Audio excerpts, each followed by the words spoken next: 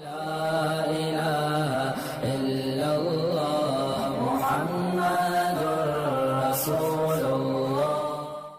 جو میں ممبر پہ میرے ایک بیان آیا ابھی، آپریشن سے جو بچے پیدا ہو رہے ہیں یہ نیچرل نہیں ہے، یہ ڈاکٹروں کی کوتاہی ہے. اس پہ بعض لوگوں نے نیگیٹو کمنٹس کیے ہیں کہ بھائی ان کو کیا پتا، یہ کوئی میڈیکل بھائی ہمیں نہیں پتا، ہم بھی اسی دنیا میں رہتے ہیں.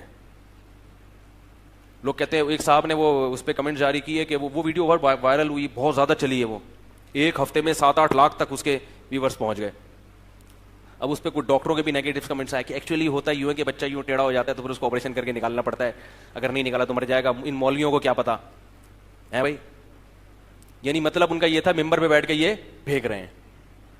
میں مانتا ہوں کہ ہزاروں میں کوئی ایک کیس ایسا ہو سکتا ہے کہ آپریٹ کرنے کی ضرورت پڑے، ہزاروں میں، مگر یہ ہزاروں میں ایک کا نہیں ہو رہا. ہر دوسری تیسری عورت کا بچہ آپریشن سے ہو رہا ہے. یہ بیماری کی وجہ سے نہیں ہے، یہ کس کی وجہ سے ہے؟ ڈاکٹروں کی خیانت ہے یہ.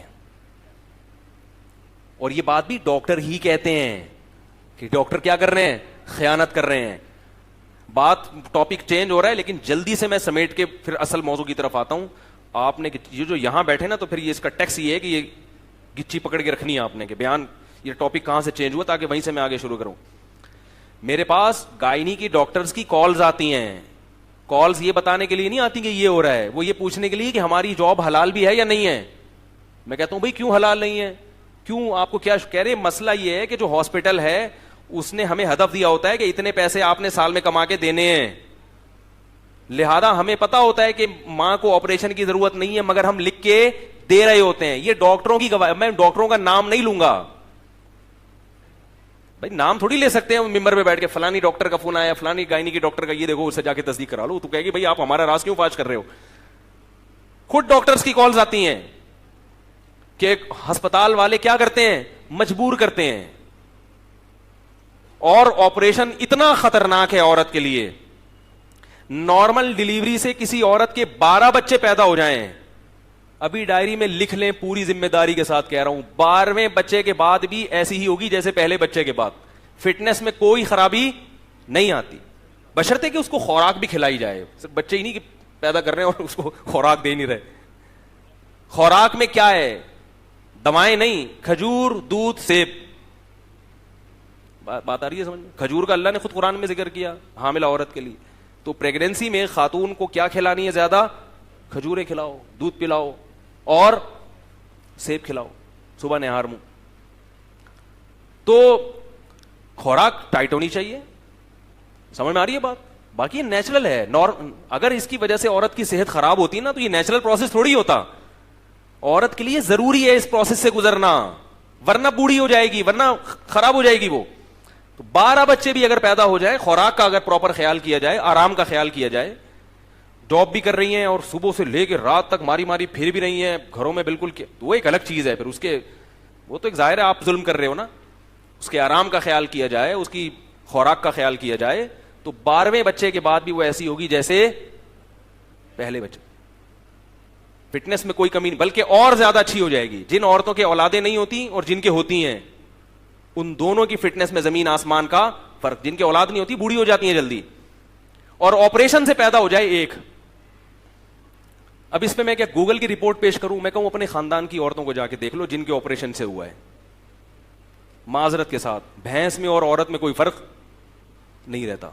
معذرت کچھ زیادہ کہہ دیا میں نے، لیکن ایسی چربی چڑھتی ہے جسم کے اوپر.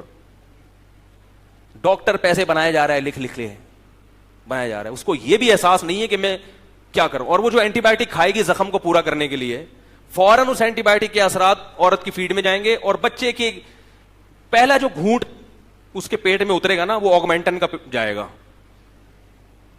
بھائی ماں جو کھاتی ہے دودھ میں فوراً اثرات آتے ہیں. بچہ پہلے دن سے اینٹی بایوٹک کھانا، بھائی آپریشن تو ماں کا ہوا ہے، بچے کو کیوں کھلا رہے ہو؟ اس لیے میرے بھائی اپنے آپ کو اس عذاب سے بچاؤ. اور ڈاکٹروں کو اللہ کا واسطہ کہ ڈاکٹر ایسا کرتی کیوں ہیں جو لیڈی ڈاکٹر ہیں؟ کیونکہ نیچرل پروسیس جو ہے نا 2 دن بھی لگ سکتے ہیں، 3 دن بھی لگ سکتے ہیں، 1 ہفتہ بھی لگ سکتا ہے. سمجھ رہے ہو؟ ڈاکٹر کے پاس اتنا ٹائم، کہہ رہے کیا بار بار پیشنٹ آیا ابھی نہیں، جاؤ واپس اگلے ہفتے واپس آنا یار. پھر 3-4 گھنٹے بھی لگ سکتے ہیں اس پروسیس میں. کہتے ہیں چھوڑو یار، اتنا ٹینشن لینے کی نہیں ہے. انہوں نے نمٹانے ہوتے ہیں. یہ بزنس بن چکا ہے، کاروبار بن چکا ہے. یہ انسانیت کی خدمت نہیں ہے. ہاں میں یہ نہیں کہتا کہ سارے ایک جیسے ہوتے ہیں, سارے کبھی بھی خراب نہیں ہوتے. یہ جو ڈاکٹر ہمیں ایسی چیزیں بتا رہے ہیں, ظاہر ہے یہ اچھے ہیں تبھی تو بتا رہے ہیں کہ یار یہ ممبر پہ بتاؤ لوگوں کو. کل ایک ڈاکٹر ہے, بہت ماہر ڈاکٹر ہے, میں اس کا نام نہیں بتاؤں گا کیونکہ نام بتانے پر پابندی ہے, انہوں نے بہت ملکوں کی ڈگری ہے ان کے پاس. انہوں نے بھی یہ بات بتائی کہ بہت کچھ کیا ہو رہا ہے, غلط ہو رہا ہے میڈیکل سائنس کی فیلڈ میں, اور ڈاکٹر اپنے پیسے بنانے. ایک اور بات آپ کو بتاؤں, یہ جو ڈاکٹر بات بات پہ ٹیسٹ لکھ کے دیتے ہیں, لیبارٹری والوں سے ان کے کھانچے.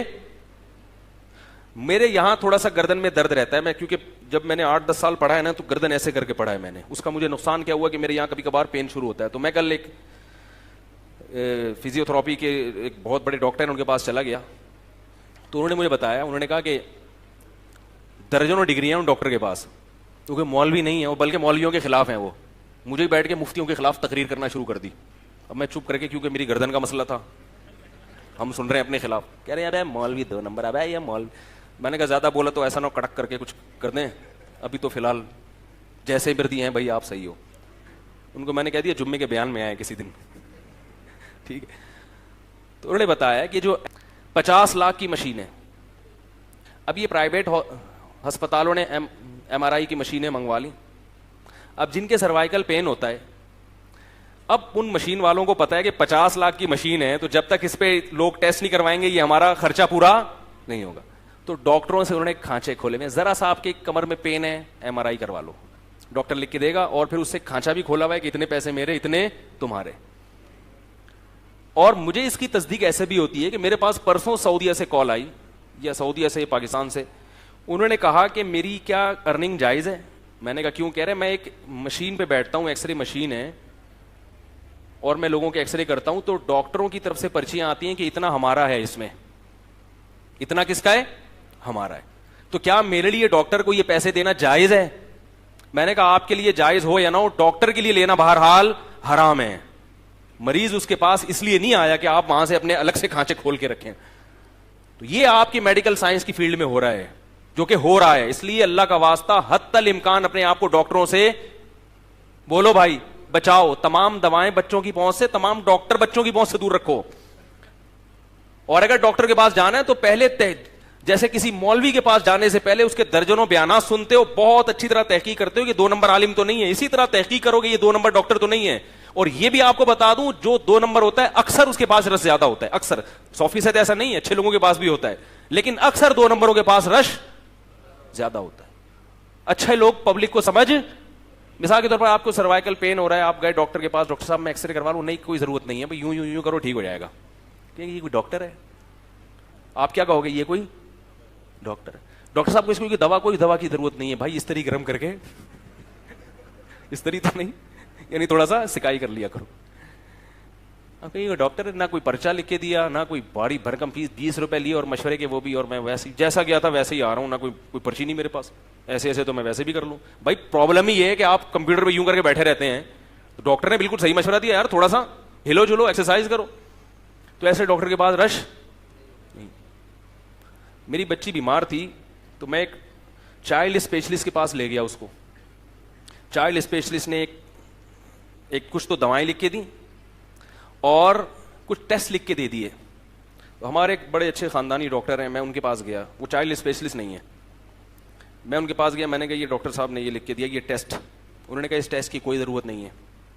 میں نے کہا کیوں؟ انہوں نے کہا کہ اس ٹیسٹ کی وجہ سے اگر یہ بیماری نکل آئی نا کہ یہ بچے میں بیماری ہے, تو بھی یہی دوائیں ہیں جو ڈاکٹر نے لکھ کے دی ہیں, اور اگر یہ یہ پتہ چلتا ہے بیماری نہیں ہے پھر بھی دوائی یہی کھلانی پڑے گی. میں نے کہا لو بھائی, خام کھا کے ٹیسٹ. اور وہ ڈاکٹر بھی ماشاءاللہ باشرہ تھے, داڑھی بھی تھی ان کی. کیا کریں آدمی, کہاں جائے یار, نہ داڑھی والے پر اعتماد کر سکتا ہے نہ ٹوپی والے پر. جو ٹوپی پہنی ہے وہی آپ کو پہنا دیتا ہے. وہ ٹوپی پہنی بھی اس لیے کہ بوقت ضرورت وہ ٹوپی کسی کو پہنا سکے. خیر اس لیے یہ اتنا زیادہ وہ نہ کریں, میں بات کر رہا ہوں تو کچھ اس کے پیچھے لاجک ہے. اب سوال پیدا ہوتا ہے, لوگ کہتے ہیں ڈاکٹر آپریشن تو کرتے ہیں, ہم کیا کریں. ظاہر ہے ڈاکٹر آپ کے جذبات سے, سب نہیں, بار بار بتا رہا ہوں, اچھے لوگ بھی ہیں, وہ ہسپتال والے جب کرتے ہیں تو کیا کریں. تو ایک میری تجویز ہے, کوئی اسلام نہیں ہے کہ آپ اس کو پتھر پہ لکیر سمجھ کے بالکل آپ اس کو پکڑ لیں مضبوطی سے. تو ایک تجویز ہے جس میں آپ 100 دفعہ مجھ سے اختلاف بھی کر سکتے ہیں. قرآن و سنت نہیں بیان کر رہا, میرا ایک تجربہ ہے جو صحیح بھی ہو سکتا ہے, غلط بھی ہو سکتا ہے. اپنی ذمہ داری پر اگر یہ تجربہ کرنا چاہیں تو کر سکتے ہیں. وہ یہ کہ کسی ہاسپٹل میں رجسٹریشن کروا دیں, صحیح ہے, تاکہ عین وقت پر اگر کوئی خدا نخواستہ کوئی مسئلہ ہو گیا, جیسے کہ اس کا امکان بہرحال ہوتا ہے, ہزاروں میں کوئی ایک چانس اس کا بھی ہوتا ہے کیس بگڑ جائے, تو اگر عین وقت پہ کیس بگڑا تو ڈاکٹر پھر ہسپتال والے لیتے نہیں ہیں. اور کسی دیسی جو دائیاں ہوتی ہیں نا, ان سے رابطہ رکھیں. نہیں یاری بات, جو دائیاں ہوتی ہیں ہر محلے میں, کہیں غریب آبادیوں میں ہوتی ہیں دائیاں, مشہور ہوں گی, اس دائی سے کانٹیکٹ کریں کہ بھائی ہم تمہیں پیسے دے دیں گے, ہم چاہتے ہیں نارمل ڈیلیوری ہو. وہ دائیاں بڑی ماہر ہوتی ہیں گاؤں دیہاتوں کی, اور یہاں کراچی میں بھی بہت ہیں. وہ دائیاں آپ کو بغیر ایکس رے کے چیک کر کے بتا دیں گی کہ مسئلہ کیا ہے, نارمل ہے ایب نارمل ہے, صحیح ہے نا. تو بہت آرام سے حساب کتاب ہو جاتا ہے, کچھ بھی نہیں ہوتا. یہ کوئی یہ نیچرل ہے, یہ کوئی بیماری نہیں ہے جس میں ہم ڈاکٹروں کو دکھائیں. یہ تو اگر کسی کو پریگنینسی نہیں ہو رہی تو یہ بیماری ہے, اس میں ڈاکٹر کے پاس جائیں. حمل ٹھہر جانا, بچے کا ہونا, یہ نیچرل ہے. بعض لوگ ہاں رجسٹریشن ضرور کروائیں, تاکہ اگر خدا نہ خواستہ ہزاروں لاکھوں میں کوئی ایک کیس بگڑنے کا بھی چانس ہوتا ہے تو پھر آپ کے پاس ایک ڈاکٹر کا آپشن, اور وہ ٹیسٹ وغیرہ سارے کروا لیں آپ جو ڈاکٹر نے بتائے ہوئے ہیں, نفس کی تسلی کے لیے, دل کی تسلی کے لیے, تاکہ آپ کو یہ احساس رہے کہ میں نے اپنی طرف سے کوئی کوتاہی نہیں کی ہے. ٹھیک ہے, لیکن کیس ڈیل کون کرے گا؟ دائی. ہم لوگ 7-8 بہن بھائی ہیں, سب زندہ بچے ہوئے الحمدللہ. ایک کا بچپن میں انتقال ہوا تھا, تو ہم سب گھر میں پیدا ہوئے ہیں, گھر میں پیدا ہوئے ہم سب. اور آپ کو بتاؤں کہ میں نے تو بہت سارے ایسے مشاہدات ہیں, اگر میں بتانا شروع کر دوں. میں گلگت کے, یہ جو لوگ کہتے ہیں نا پہلے موتیں بہت ہوتی تھی, اب ڈاکٹروں کی وجہ سے مرنا بند ہو گئے ہیں بچے, یقیناً ایسا ہے کہ پہلے ڈلیوری کے دوران موتیں بہت ہوتی تھیں, لیکن اتنی بھی نہیں جتنی بیان کی جاتی ہیں, اور اب یقیناً اس میں کمی آئی ہے, سمجھ رہے بات کو. لیکن اتنی نہیں ہوتی تھی جتنی ہوا بنا کے پیش کی گئی ہیں. تو اس جو چانس ہے نا, وہ چانس کے لیے میں نے آپ کو ایک سیف سائٹ بتا دی کہ رجسٹریشن بہرحال آپ ضرور کروائیں, وہ ٹیسٹ ویسٹ ضرور کروا لیں جو ڈاکٹر نے بتائے ہوئے ہیں آپ. لیکن کیس کو ڈیل کون کرے گا؟ وہ دائی. دائی اگر کہہ دے کہ بھائی یہ مسئلہ کیا ہے, تو پھر آپ کے پاس آپ یعنی جیسے اسٹینڈ بائی جنریٹر ہوتا ہے نا, ایسے اسٹینڈ بائی ایک ڈاکٹر ہونا چاہیے. لیکن انشاءاللہ اس کی نوبت آئے گی نہیں, کیونکہ یہ ہزاروں میں کوئی ایک کیس ہوتا ہے جو خراب ہوتا ہے, ہزاروں میں. میں گاؤں دیہاتوں میں بھی میں نے سروے کیا ہے, گاؤں ہے کئی ہزار کی آبادی پر مشتمل, وہ لوگ ڈاکٹر کو جانتے ہی نہیں ڈاکٹر ہوتا کیا ہے. میں نے ان سے پوچھا یہاں آپ کے ڈلیوری کیسز کتنے ہیں؟ انہوں نے کہا بھائی وہاں تو بہت زیادہ ہے نا, وہ تو نسل روکنا جانتے ہی نہیں ہے. انہوں نے کہا ہماری زندگی میں ابھی تک کوئی ایک موت بھی واقع ایسا نہیں ہوا کہ ولادت کے دوران کوئی ماں مر گئی ہو یا بچہ مر گیا ہو, ایک بھی نہیں ہوا. پھر بھی میں کہتا ہوں پہلے ہوتے تھے, اب کم ہو گئے ہیں, لیکن اتنا نہیں جتنا ہوا بنا کے پیش کیا گیا ہے. تو اپنے بچوں کی بھی صحت کی پرواہ کرو, اپنی بیوی کی بھی صحت کی پرواہ کرو. آپ اس کو قصابوں کے پاس وہ بیٹھے ہوئے چھرے کانٹے لے کے, وہ بیٹھے ہوئے. وہ ایک ڈاکٹر نے جو ہے نا کسی کو آپریشن کیا تو وہ کینچی اندر رہ گئی. پھر بلایا بھی آپریشن ہو گیا, ایکس رے میں کوئی عجیب سی چیز آ رہی ہے, دوبارہ کیا تو کینچی نکالی تو کوئی چاقو اندر رہ گیا. مذاق ہے یہ, حقیقت نہیں ہے. تو وہ اس نے کہا یار ڈاکٹر صاحب ایک زپ کیوں نہیں لگا دیتے آپ, زپ کیوں نہیں لگا. تو آج کل جن خواتین کو پریگنینسی ہو رہی ہے ان کے پہلے سے زب لگوا دیں. کیا لگوا دیں؟ زب لگوا دیں, کیونکہ ہر دفعہ کی ٹینشن ہے یہ. اگر میری باتوں پہ عمل نہیں کرتے تو پھر کیا لگوا دیں؟ زب لگوا دیں. اور اگر زب سے بچنا چاہتے ہیں, جو باتیں میں آپ کو کہہ رہا ہوں اس پر عمل کریں, سستے میں اچھا کام ہو جائے.